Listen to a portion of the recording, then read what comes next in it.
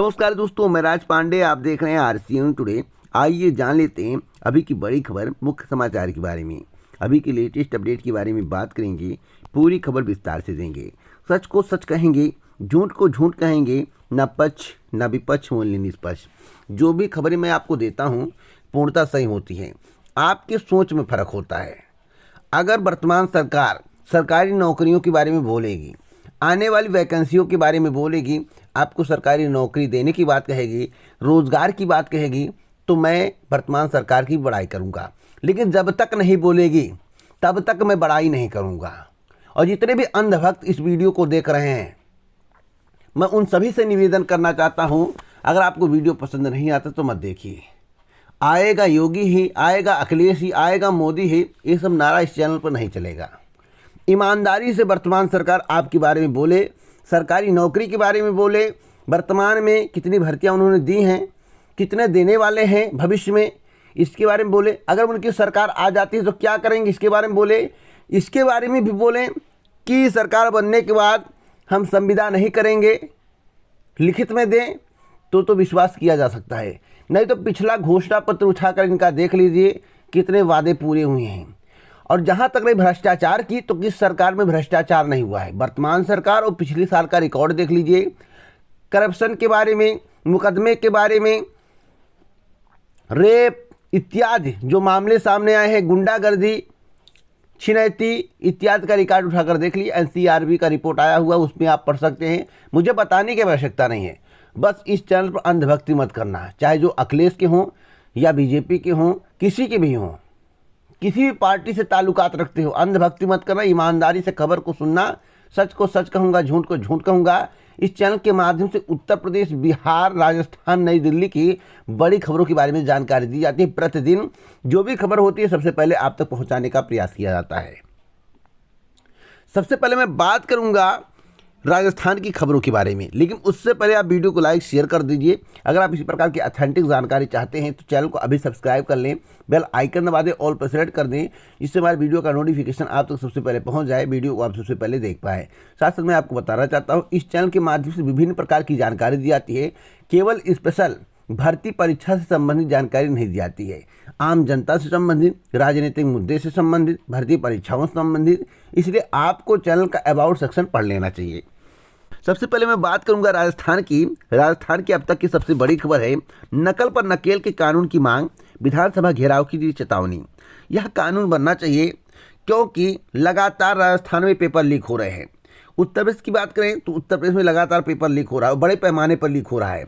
इन दोनों राज्यों में नकल विहीन परीक्षा कराने के लिए, जिससे पेपर लीक ना हो और योग्य अभ्यर्थियों का चयन हो सके, इसके लिए एक गैर जमानती कानून बनना चाहिए। मैं आपको बता दूं कि राजस्थान में पेपर लीक, फर्जीवाड़े और नकल के खिलाफ गैर जमानती कानून बनाने की मांग को लेकर बेरोजगार एक बार फिर विधानसभा घेराव करेंगे। फरवरी में प्रस्तावित विधानसभा सत्र से पहले ही प्रदेश की बेरोजगारों ने सरकार के खिलाफ हुकार भर दी है। तो क्या वास्तव में कानून बनेगा? तो इतना आसान भी नहीं है, लेकिन परिश्रम से कुछ भी हो सकता है। तो लगातार प्रयास किया जा रहा है, प्रयास सफल रहा, सार्थक रहा तो कानून जरूर बनेगा। अगली अपडेट है राजस्थान की। 4 साल का इंतजार खत्म, 32,000 पदों पर शिक्षक भर्ती के लिए आवेदन आज से। यहाँ पर एक महत्वपूर्ण डाटा दिया गया है टीएसपी और नॉन टीएसपी के बारे में। टीएसपी और नॉन टीएसपी एरिया में कितने पद है यहाँ पर बताया गया है। इस समाचार पत्र को पढ़ लीजिएगा, सिटी रिपोर्टर जयपुर की खबर है। एक और महत्वपूर्ण खबर है उत्तर प्रदेश की, और यहाँ पर देखिए आदेश जारी किया गया है। सेवा में समस्त प्रधानाचार्य राजकीय अनुदानित पॉलिटेक्निक उत्तर प्रदेश। कोविड-19 की महामारी जिस तरह से बढ़ रही है, शिक्षा व्यवस्था चरमरा गई है। और मैं आपको बता दूं 16 तारीख तक पॉलिटेक्निक संस्थान को बंद कर दिया गया, 16 तारीख तक। तो 16 तारीख तक जो है पॉलिटेक्निक संस्थान बंद रहेंगे। आगे जो भी स्थिति होगी उसके अनुसार जानकारी आपको दी जाएगी। एक और महत्वपूर्ण खबर रीट भर्ती को लेकर। रीट भर्ती परीक्षा में प्रथम लेवल का परिणाम घोषित नहीं करने पर हाईकोर्ट में याचिका दायर की गई है। हाईकोर्ट ने जवाब भी मांगा है। अब देखना होगा कि सरकार के द्वारा जवाब क्या लगाया जाता है। रीट शिक्षक भर्ती में उर्दू के पद बढ़ाए जाने की मांग की गई है। और कहा गया है शहर जिला कांग्रेस कमेटी बीकानेर द्वारा मुख्यमंत्री अशोक गहलोत एवं शिक्षा मंत्री डॉक्टर बी डी कल्ला को पत्र भेजकर शिक्षक भर्ती में उर्दू के पद बढ़ाने की मांग की है। युवा कांग्रेस नेता फिरोज भाटी ने पत्र द्वारा बताया कि लंबे समय से उठ रही मांग को देखते हुए गहलोत सरकार द्वारा बजट सत्र में 1000 पदों पर उर्दू शिक्षकों की भर्ती की घोषणा की गई थी। हाल में ही शिक्षा विभाग द्वारा जारी विज्ञप्ति में रीट के माध्यम से उर्दू शिक्षक के लगभग 300 पदों पर भर्ती निकाली गई है, जबकि बजट के अनुसार राजकीय विद्यालय में 10 बच्चों द्वारा तृतीय भाषा के रूप में उर्दू का चयन करने पर उस विद्यालय में उर्दू का पद स्वीकृत किया जाएगा। सिर्फ 300 पदों पर ही भर्ती निकालना उर्दू शिक्षकों एवं उर्दू पढ़ने वालों के लिए न्याय संगत नहीं है। तो अब उर्दू के पद बढ़ेंगे या नहीं बढ़ेंगे, इस पर शासन निर्णय लेगा, सरकार निर्णय लेगी। एक और महत्वपूर्ण खबर है, रीट 2021 के आधार पर होने वाली तृतीय श्रेणी शिक्षक भर्ती 2021 में एडिशनल डिग्री धारियों को शामिल करने की भी मांग चल रही है, जिसके लिए यहाँ पर देखिए ज्ञापन दिया गया है। ज्ञापन से कुछ होगा या नहीं होगा, देखिए प्रयास करना आपका काम है और काम करना सरकार का काम है। अगर सरकार काम नहीं करती, आपकी बातें नहीं मानती है, तो आपके पास चुनाव का समय होता है, उसमें आप अपना पावर दिखा सकती हैं। 5 साल सत्ताधारी के पास पावर होता है, लेकिन एक बार आपके पास पावर आता है तो उस पावर का उपयोग करिए अगर आपका काम नहीं होता है, क्योंकि वही उपयोग करने के लिए अंतिम अवसर होता है, उसी से आप सत्ता परिवर्तन कर सकते हैं और अपनी मांगों को मनवा सकते हैं। एक और महत्वपूर्ण खबर है आरपीएससी की, जो कि राजस्थान की है। आरपीएससी में वन टाइम रजिस्ट्रेशन प्रक्रिया का शुभारंभ आज से। तो अब तक की सबसे बड़ी खबर है, क्या फ़ायदा होगा? वन टाइम रजिस्ट्रेशन शुरू होने के बाद आवेदन प्रक्रिया में लगने वाले समय तथा अभ्यर्थियों द्वारा की जाने वाली त्रुटियों में कमी आएगी। इससे अनावश्यक वादकरण कम होगा व भर्ती प्रक्रिया में तेज़ी से संपन्न हो सकेगी। फिलहाल संपन्न होगी तेज़ी से या नहीं, यह तो वक्त बताएगा। जिस तरह से उत्तर प्रदेश में पीईटी को लागू किया गया, प्रारंभिक अर्हता परीक्षा को लागू किया गया, अभी तक उसके द्वारा एक भी भर्ती विज्ञापन जारी करके भर्ती प्रक्रिया को पूरा नहीं किया गया है। चुनाव के बाद सरकार क्या करेगी इसकी कोई गारंटी नहीं है, इसलिए उसी प्रक्रिया को अपनाना चाहिए जिसमें भर्ती प्रक्रिया तीव्र गति से जल्द पूरी हो सकें। एक और महत्वपूर्ण खबर है, फायरमैन के लिए 1,42,000 आवेदन, एक पद के लिए 237 उम्मीदवार देंगे एग्जाम। तो अब तक की सबसे बड़ी खबर है, 29 जनवरी 2022 को सुबह 10 से 12 बजे तक आयोजित की जाएगी। 2-2 घंटे के लिए आयोजित होगी परीक्षाएं। अगली अपडेट है, दिल्ली में अभी लॉकडाउन नहीं लगेगा, ऐसा केजरीवाल का कहना है, लेकिन सख्ती उसी तरह रहेगी। आपको बता दें, राजधानी में बढ़ते कोरोना संक्रमण को लेकर मुख्यमंत्री अरविंद केजरीवाल ने दिल्ली वालों को आगाह किया है। उन्होंने कहा है कि हम लॉकडाउन नहीं लगाना चाहते हैं। अगर सभी लोग मास्क पहनने समेत कोविड नियम मानेंगे तो लॉकडाउन नहीं लगेगा। अगर आप नियमों का पालन नहीं करते हैं तो लॉकडाउन लगेगा। और यहाँ पर साफ साफ दर्शाया गया किस तरह से कोरोना की महामारी लगातार देश में बढ़ रही है। समीक्षा के दौरान जो जानकारी प्राप्त हुई है, देश के बारे में यहाँ पर बताया गया है कि 1,59,632 केस लगातार, यानी कि 24 घंटे में। और यहाँ पर दुनिया के बारे में बताया गया है कि 7,73,827। तो लगातार देश में कोरोना की महामारी बढ़ रही है। अमेरिका की स्थिति बहुत ही बदतर है, उतनी बदतर भारत की स्थिति नहीं है। लेकिन अगर आप लोग सतर्कता नहीं बरतेंगे, सावधानी नहीं बरतेंगे, तो उससे भी बदतर स्थिति भारत की हो सकती है कोरोना की महामारी को लेकर। एक और महत्वपूर्ण खबर है, 73% ही CHSL टियर 2 परीक्षा में हुए शामिल। कर्मचारी चयन आयोग की ओर से combined higher secondary level 2020 tier 2 की परीक्षा रविवार को 11 से 12 बजे की पाली में जिले के 34 केंद्रों पर कराई गई। खराब मौसम के कारण केवल 73% अभ्यर्थी परीक्षा में शामिल हो सके। माना जा रहा है कि कोरोना के बढ़ते मामलों के कारण भी कुछ अभ्यर्थी ऑफलाइन परीक्षा देने नहीं पहुंचे।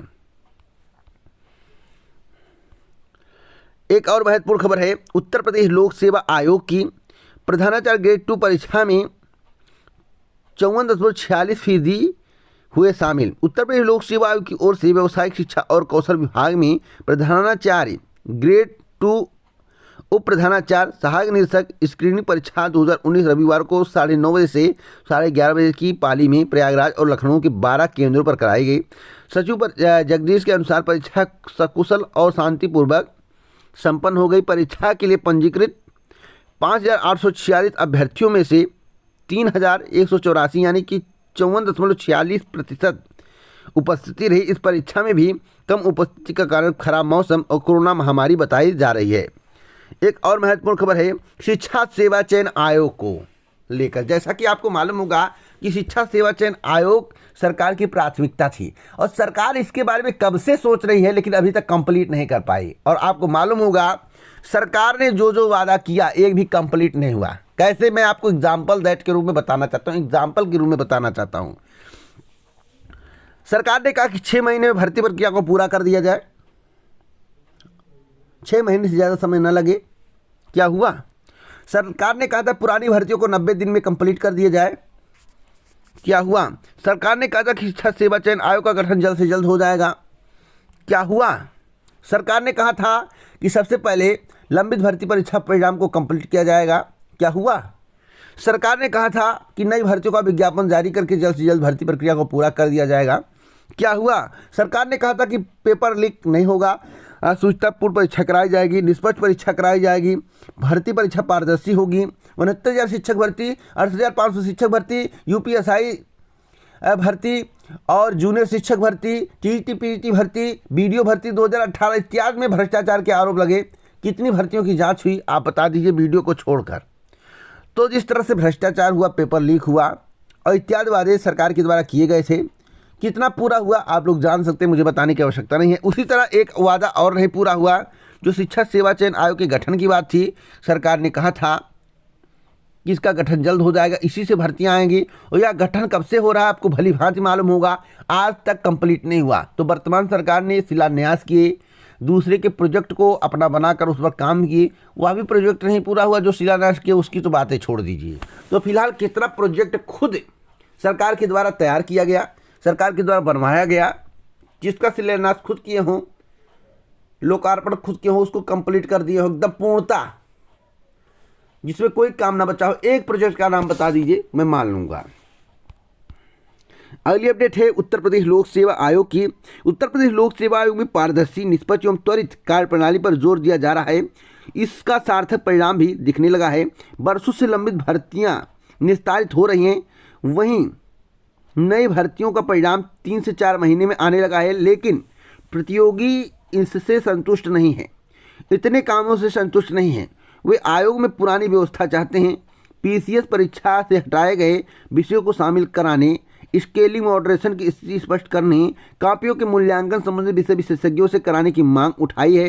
इसके मद्देनजर रविवार को इलाहाबाद विश्वविद्यालय के छात्र संघ भवन पर प्रतियोगी छात्र पंचायत हुई है। और मैं आपको बता दूं, जो आप मांगे कर रहे हैं मॉडरेशन के बारे में, साथ ही साथ पुरानी व्यवस्था के बारे में, और जो पीसीएस से विषय हटाए गए उसे शामिल करने के बारे में, तो वर्तमान सरकार में ऐसा नहीं होगा।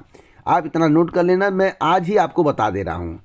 आगे क्या होगा इस पर जाने की वर्तमान सरकार में विषयों को शामिल नहीं किया जाएगा। एक और महत्वपूर्ण खबर है कोरोना की महामारी को लेकर। कोरोना की महामारी को लेकर मोदी ने बुलाई बैठक, मुख्यमंत्रियों की बैठक हुई है। और मैं आपको बताना चाहता हूं, अगर कोरोना की महामारी लगातार बढ़ती रही तो साप्ताहिक बंदी शुरू की जा सकती है और भर्ती परीक्षाओं को स्थगित किया जा सकता है, पाबंदियां लग सकती हैं। इधर 2022 का विधानसभा चुनाव है और आपको मालूम होगा कि रोड शो, रैलियों पर चुनाव आयोग ने प्रतिबंधित कर दिया। प्रतिबंध क्यों लगाया है? कोरोना की महामारी के कारण। तो लाखों की संख्या में भीड़ होती थी, उसी प्रकार से परीक्षाओं में भी लाखों की संख्या में भीड़ होती है, जिसके कारण परीक्षाएं भी स्थगित की जा सकती हैं अगर 15 जनवरी की बात स्थिति स्पष्ट नहीं हुई।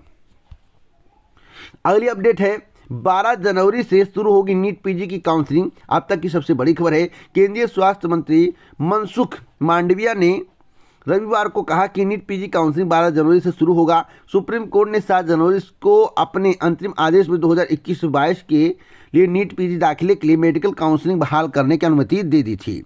तो अब तक की सबसे बड़ी खबर है। अगली अपडेट है कि 1.25 लाख लोग करेंगे पोस्टल बैलेट से वोट। अब तक की बड़ी खबर है, या प्रयागराज की खबर है। और मैं आपको बता दूं, अब की बार युवाओं का रुझान किस तरह पे आपको देखने को मिल रहा है, क्योंकि बेरोजगारी चरम पर है। और साथ साथ मैं आपको बता दूं, युवा जिसको वोट करेंगे अब की बार वही जीतेगा, क्योंकि युवाओं की अहम भूमिका अब की बार चुनाव में रहने वाली है।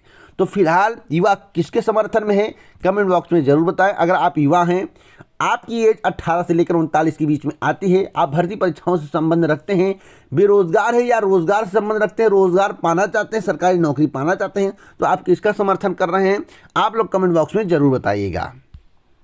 अगली अपडेट है कि कड़ी पाबंदियों में होगा चुनाव प्रचार, तैयारी, यूपी में 225 कंपनी अर्धसैनिक बल तैनात होंगे। तो अब तक की सबसे बड़ी खबर है, यहाँ पर पूरा डाटा दिया गया है। तो अब की बार जो चुनाव है बहुत ही अहम है, डिजिटल मोड से चुनाव कराने का प्रयास किया जा रहा है जिससे रैलियां ना हो। और डिजिटल मोड में कौन सफल होगा ईश्वर जाने, आपको भली भांति भी मालूम होगा कि वो आप लोग न्यूज़पेपर को पढ़ते होंगे, न्यूज़ देखते होंगे, लेकिन डिजिटल मोड कराना सही है। और मैं आपको बता दूं, रैलियों पर जिस तरह से प्रतिबंध लगाया गया है, यह प्रतिबंध सभी के लिए होगा या कुछ लोगों के लिए होगा, यह तो आप ही लोग स्पष्ट कर सकते हैं। जितने लोग कमेंट बॉक्स में बताइए, क्या इससे किसी खास पार्टी पर अच्छा असर पड़ेगा या बुरा असर पड़ेगा, आप लोग कमेंट बॉक्स में जरूर बताना।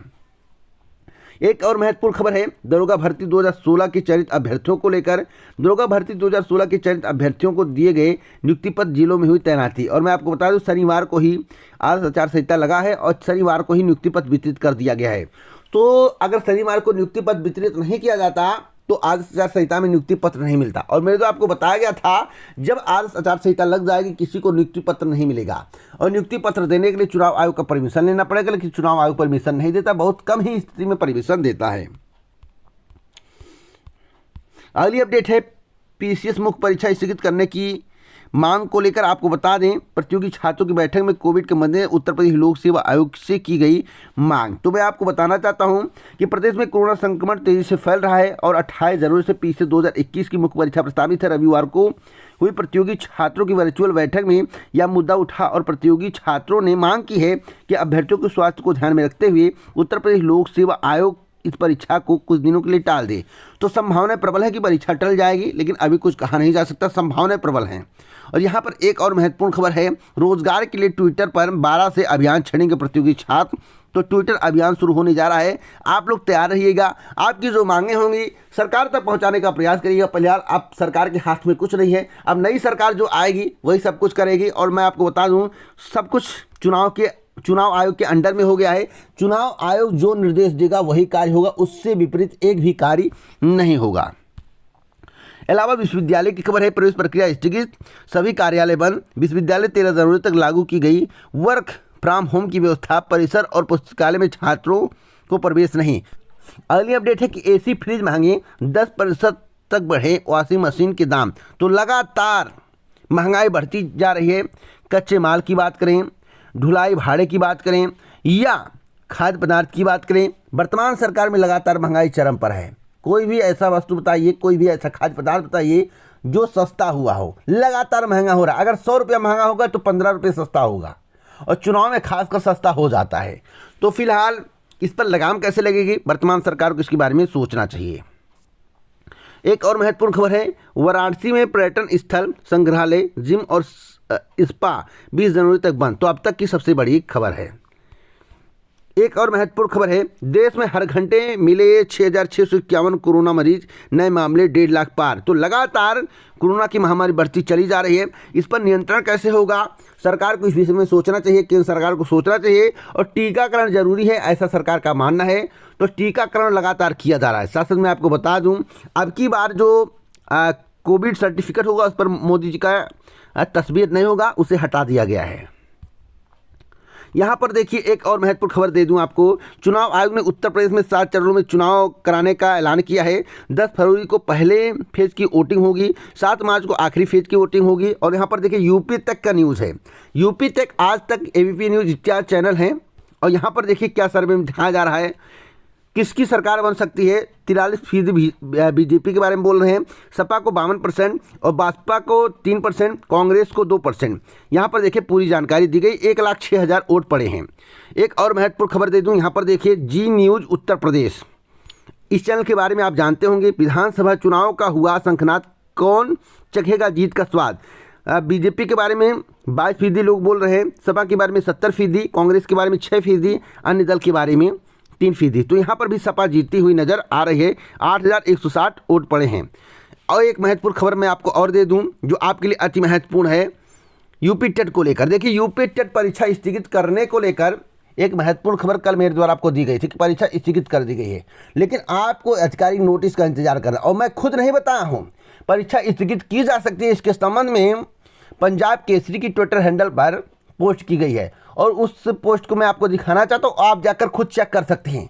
तो परीक्षा स्थगित हो सकती है कोरोना महामारी के कारण, जिसके संबंध में बहुत पहले भी मेरे द्वारा आपको बताया गया था। अभी स्थगित नहीं हुई है, स्थगित जैसे होगी इस चैनल के माध्यम से अपडेट दी जाएगी। अपनी आप तैयारी करते रहिएगा, अगर स्थिति समान होती है तो परीक्षा निर्धारित तिथि पर होगी, इसलिए आपको अभी भ्रमित नहीं होना है। इसी प्रकार की ऑथेंटिक जानकारी के लिए चैनल को सब्सक्राइब कर बेल आइकन दबाएं और प्रेस कर वीडियो को लाइक शेयर करना मत भूलें। जय हिंद, जय भारत, नमस्कार।